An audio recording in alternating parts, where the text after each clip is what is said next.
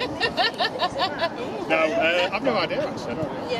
Oh no, Jonathan was so pleased that you were there. Yeah, it was fine. It was fine. Rather than when you're finished. It was brilliant. He Anyway, loved this it. is I'm Jenny another Jones Green from Party. London. Hi.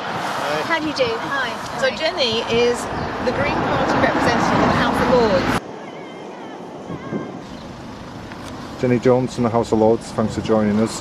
Jonathan's in there with Quadrilla now and he's coming out in half an hour. You've written an open letter to 16 MPs and Clive Grunshaw. Can you just tell us about the replies you've had? Well, I wrote to them saying, could they meet me here on the site to talk to the protectors and find out exactly why people felt so passionately about this issue.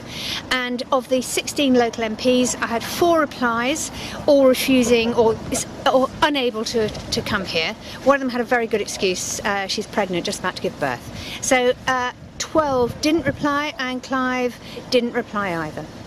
No reply from Clive Grunshaw? No reply. So no. Do you think any of them will just randomly turn up to meet you?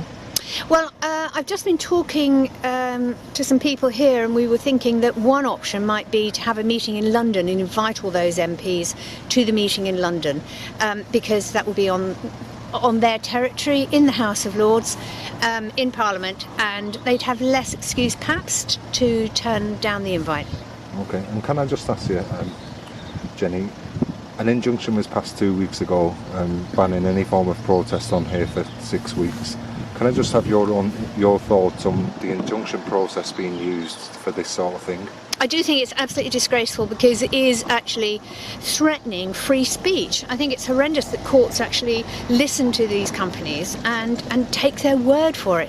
Having said that, when these injunctions happen, it's quite rare for companies to actually have people arrested and to prosecute them, because it costs a lot of money, the prosecution. And although it's getting easier and easier to get arrested up here for making tea or walking slowly or beeping your horn, I think in general it probably won't slow us down too much. And finally, can I just ask, what do you think it says about society when a company like Ineos can take the Scottish Government to court to overturn a decision to ban fracking? It's pretty dreadful, isn't it? Absolutely dreadful.